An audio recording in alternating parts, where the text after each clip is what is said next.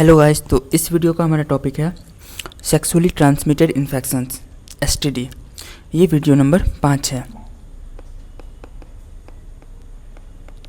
ठीक है। तो इस वीडियो को तभी देखना जब पिछला 4 को वीडियो देख चुके हो। तो स्टार्ट करते हैं, ध्यान से देखो। सेक्सुअली ट्रांसमिटेड इन्फेक्शंस एसटीआई, एक होता है एसटीडी, सेक्सुअली ट्रांसमिटेड डिजीजेज। दोनों में कोई डिफरेंस नहीं है, एक ही बात है। इन्फेक्शंस और the disease which are transmitted through the sexual intercourse are collectively called sexually transmitted infections और वेनरल डिजीजेज। देखो, वैसा डिजीज जो सेक्सुअल इंटरकोर्स के टाइम पे एक पर्सन से दूसरे पर्सन में फैल जाता है, उस तरह के डिजीज़ या इन्फेक्शन को सेक्सुअली ट्रांसमिटेड इन्फेक्शन कहते हैं। इसी का दूसरा नाम होता है वेनरल डिजीज़ और रिप्रोडक्टिव ट्रैक इन्फेक्शन भी कहते हैं, आरटीआई। एग्जाम्पल है gonorrhoea, syphilis, genital herpes, chlamydiasis, genital warts, trichomoniasis, hepatitis B and of course the most discussed infections in the recent year is HIV leading to AIDS। तो इतनी सारी चीज़ें हैं। अब देखो, इसमें से कुछ ऐसा है जो बैक्टीरिया के द्वारा होता है, कुछ ऐसा है जो फंगस के द्वारा होता है, जैसे क्लेमाइडिएसिस फंगस के द्वारा होता है, ठीक है। और कुछ ऐसा है जैसे HIV हो गया, हेपेटाइटिस हो गया, हेपेटाइटिस बी हो गया, ये सभी वायरस के कारण होते हैं। तो ये सभी some common sexually transmitted infection है। अमॉन्ग दिस, इसमें से HIV infection is most dangerous and the discussed in detail in chapter 7। सबसे जो खतरनाक बीमारी है इसमें से वो है HIV इन्फेक्शन, ठीक है। देखो, कुछ बीमारी ऐसी होती है जिसका इन्फेक्शन एक बार किसी पर्सन को हो गया, उसके बाद उसका क्योर होना पॉसिबल नहीं है, क्योंकि उसका क्योर है ही नहीं। जैसे कि हेपेटाइटिस बी है, ठीक है, होने के बाद कोई क्योर नहीं है, ठीक है। HIV इन्फेक्शन है, एक बार हो गया तो हो गया, ठीक है। जेनाइटल हर्पीस होता है, ठीक है, वार्ट्स होते हैं। तो ये सब बहुत डेंजरस बीमारी है। उसमें से सबसे ज़्यादा डेंजरस तो HIV है। ह्यूमन, देखो HIV का कुछ इंपॉर्टेंट चीज़ है, HIV AIDS, इसका फुल फॉर्म ध्यान रखना, ह्यूमन इम्यूनो डिफिशियंसी वायरस। ये है एक्वायर्ड इम्यूनो डिफिशियंसी सिंड्रोम, ठीक है। Acquired immuno deficiency syndrome is the AIDS and human immuno deficiency virus is the HIV, ठीक है। अब देखो ध्यान से आगे क्या लिखा है। Some of these infections like hepatitis B, HIV can also be transmitted by sharing of the injection needles, surgical instrument ETC। देखो, ये HIV हो गया, ये हेपेटाइटिस बी हो गया, ये इंजेक्शन नीडल को शेयर करने से भी फैलेगा। सर्जिकल इंस्ट्रूमेंट का अगर एक्सचेंज हो जाता है तो भी ये हेल्दी व्यक्ति को फैल जाएगा। Which infect the persons transfusing blood transfusion के द्वारा फैलता है। और from an infected mother to a foetus to, मतलब अगर कोई मदर इन्फेक्टेड है HIV या हेपेटाइटिस बी से, तो उसके जो भी बेबी होंगे वो, अगर वो प्रेग्नेंट होगी तो फ्यूटस को भी वो HIV इन्फेक्शन हो जाएगा। Except for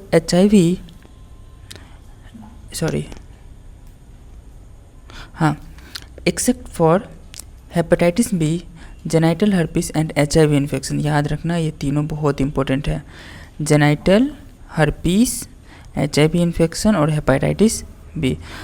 I highlight this because it is very important.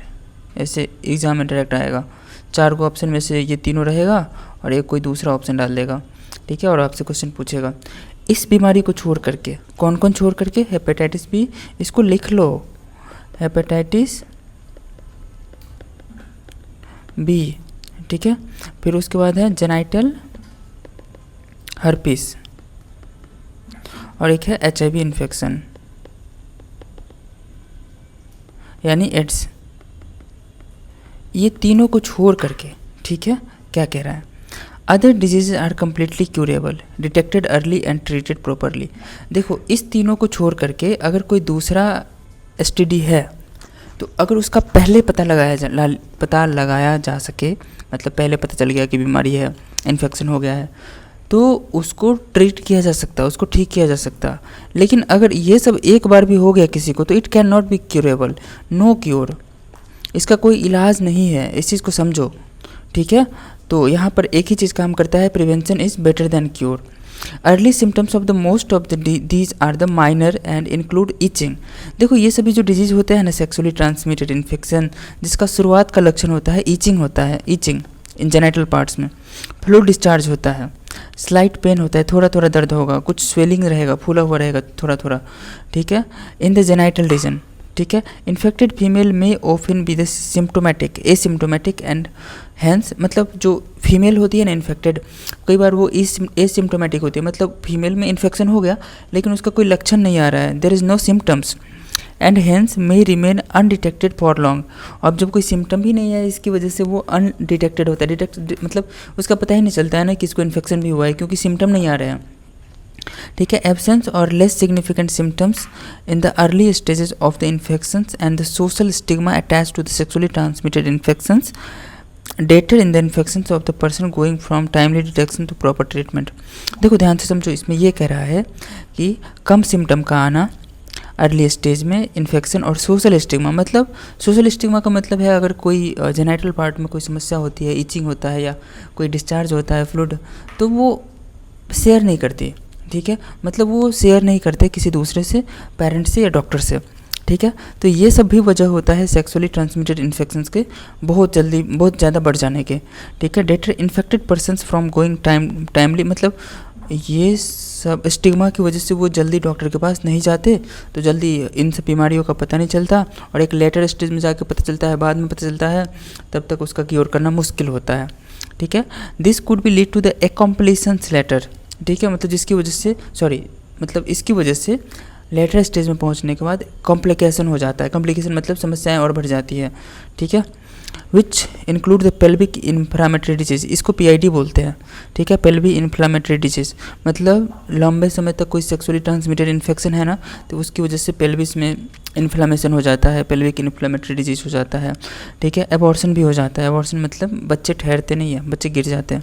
स्टिल्ट बर्थ, एक्टोपिक प्रेगनेंसी, तो ये सब जो है एक्टोपिक प्रेगनेंसी का मतलब होता है कि implantation of the embryo other than uterus, uterus को छोड़ करके इम्प्लांटेशन जैसे फेलोपियन ट्यूब में हो गया, तो उसको एक्टोपिक प्रेगनेंसी कहते हैं। और ऐसा कंडीशन हुआ तो फिर वो बेबी डिलीवर नहीं हो पाएगा, कॉम्प्लिकेशन क्रिएट हो जाएगा, क्योंकि वहाँ पर फुल्ली ग्रोथ थोड़ी नहीं करेगा फेलोपियन ट्यूब में, बहुत पेन होगा, ठीक है, बाद में फिर से उसको एबॉर्शन करवाना पड़ेगा।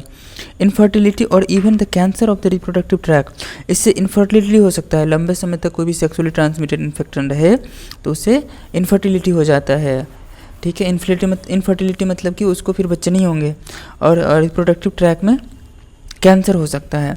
Sexually transmitted infections are the major threat to the healthy society, एक बहुत बड़ा थ्रेट है, थ्रेट मतलब आपदा है, किसके लिए? स्वस्थ समाज के लिए, हेल्दी सोसाइटी के लिए। देयरफॉर प्रिवेंशन और early detection and cure of this disease are given the prime consideration under the reproductive health care programmes.